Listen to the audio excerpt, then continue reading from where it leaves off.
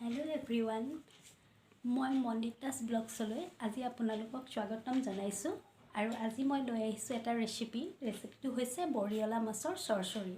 আহকচোন আমি ৰেচিপিটো আৰম্ভ কৰো।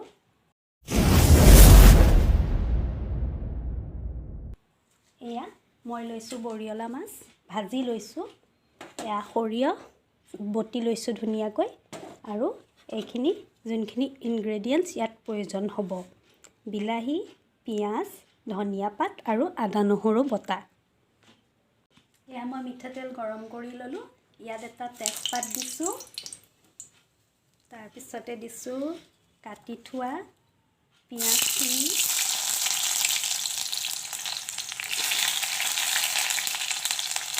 পিয়াজখিনি অলপ সময় ভাজি লম।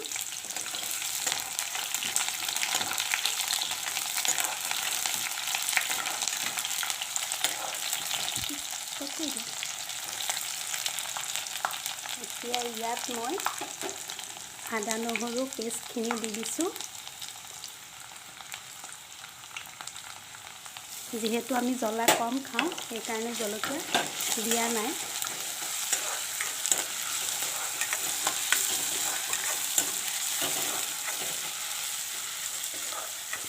এইখিনি পানী এৰালৈকে আমি ভাজি ল'ম। ইয়াত দিছোঁ কাটি থোৱা বিলাহীখিনি।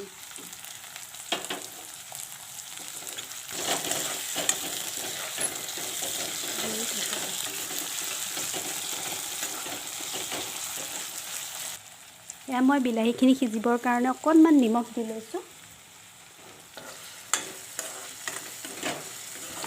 এয়া বিলাহীখিনি সিজি গ'ল। ইয়াত মই এতিয়া প্ৰয়োজন অনুসৰি দিম নিমখ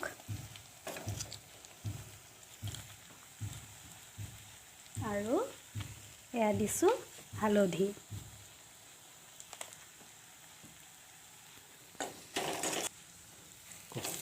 এতিয়া মছলাখিনি জ্বলি নাযাবৰ কাৰণে মই ইয়াত অকণমান পানী দি লৈছোঁ।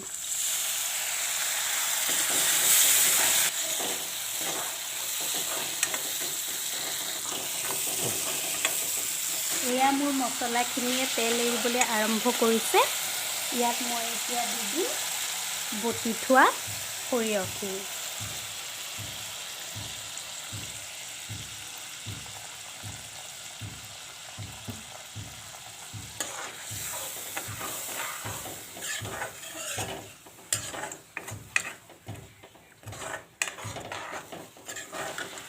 এতিয়া মই ইয়াত আমাৰ মানুহৰ জোখাৰে পানী এড কৰিছোঁ যাতে জোলটো সকলোৰে কাৰণে হৈ যায়।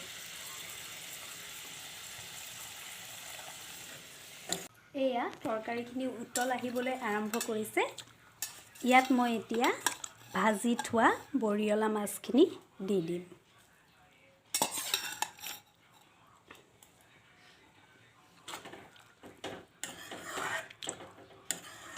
এইখিনি উতল আহালে অলপ ৰম।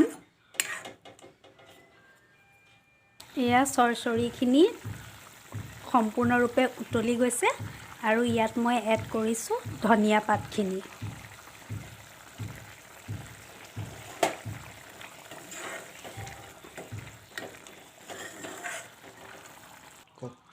আৰু এয়া ৰেডি হৈ গ'ল আমাৰ বৰিয়লা মাছৰ চৰচৰি।